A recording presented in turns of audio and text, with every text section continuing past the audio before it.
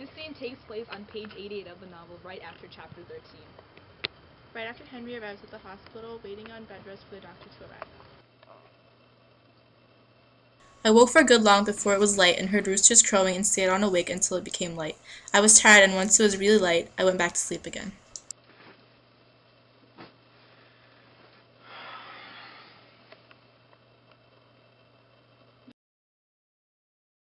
It was dark wherever I was now. I thought I was back on the front fighting, but I saw that I was nowhere near any soldiers or guns. I was in a courtyard.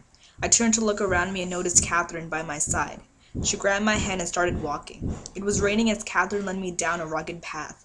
The rain came down hard. It became difficult to see through the misty fog the rain caused, but for some reason I trusted her. Isn't this a grand courtyard? Do you remember what I told you when we first met? Didn't I tell you we'd have a strange life? Yeah, you were right.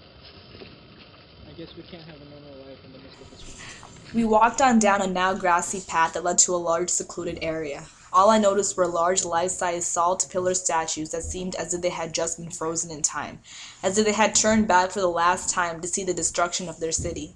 Some had dry skin all around their mouths and large glassy eyes that seemed to sink into their sockets. They seemed like those men who had died of cholera last year. Still, as we walked on, I saw that many statues were broken, some missing arms, legs, and other body parts. Among the men I recognized Pacini. He was one of the broken statues. He was missing both his legs. Next to him was a small statue, one that looked like a baby. But I did not recognize it. The statue next to the baby looked the most familiar. I stared at it for a while and suddenly realized it was Catherine. I turned back to look at her beside me. She was still there, smiling. What's going on? What, darling?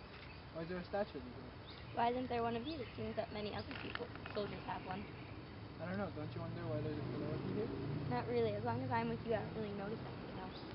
I knew I wouldn't be able to get any answers from her. She simply stood there, smiling. She looked beautiful. It was wet and dark, but she still looked beautiful. The statue that looked like her almost seemed real, as if every eyelash and strand of hair were identical to that of the real Catherine standing right by me. Why is there a baby here? Babies only complicate things. Don't you think so, darling? Yes, you're right. But after this war ends, we can start a family and have a chance to live a normal life.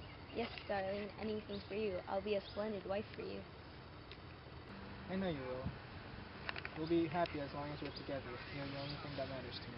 I promise I'll be good and stay by your side. As long as I can help it, I won't ever leave you, darling.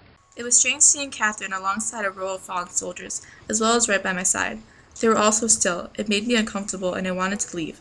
I wanted to grab Catherine's arm and run. But at that moment, the thunder roared and a flash of lightning startled me out of my dream. I woke once again, sweating and scared. I was still in my bed in my dirty bandages. I reached under my bed and grabbed a bottle of Vermouth. I desperately needed to calm my thoughts. I was afraid to go back to sleep. I didn't want to fall back into another nightmare. But it was still pretty early, and I was still tired. I thought about Catherine and Rinaldi and the priest as I kept drinking. But I was eventually overtaken by the sleep that had so heavily been pulling me.